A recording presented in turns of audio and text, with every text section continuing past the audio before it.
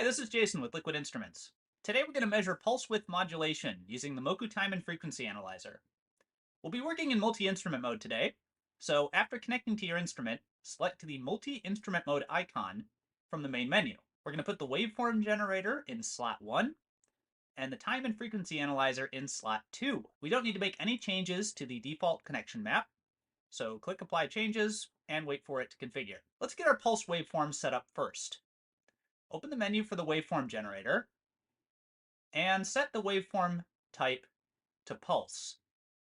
Make sure the modulation is off for now. Let's set the repetition rate to 10 kilohertz, the pulse width to 10 microseconds, and the peak-to-peak voltage to 1 volt. Enable the output if you haven't already. Now, click over to the menu for the time and frequency analyzer. We're first going to specify which events we're going to use to trigger the start and stop of the interval. You can see that here in the menu on the right. Let's set event A to be sourced from input A, and let's have it trigger on a 10 millivolt rising edge. Let's also set event B to trigger from the same input signal, but let's have it trigger on a minus 10 millivolt falling edge. So with that, we've defined our events. And now it's time to define our intervals. Click over to the Interval tab. Set interval A to both start and stop on event A. For interval B, let's set event A as the start and event B as the stop.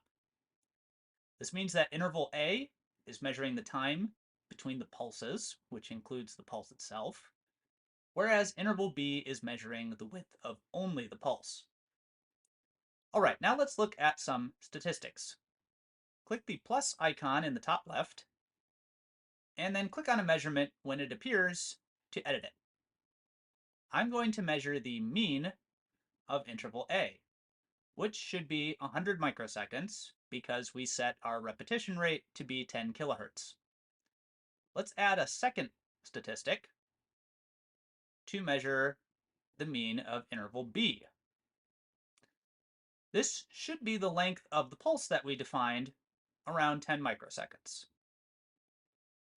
If we click this histogram icon in the bottom right to view the results, we don't see much deviation from 10 microseconds. Zooming out, you can see that the distribution is quite narrow. Now let's make things more interesting. Go back to the waveform generator screen, and let's change the modulation type to Pulsewidth modulation, PWM. Let's set the modulation depth to be 1 microsecond, and the rate to be something arbitrary. Let's choose 501.1 hertz.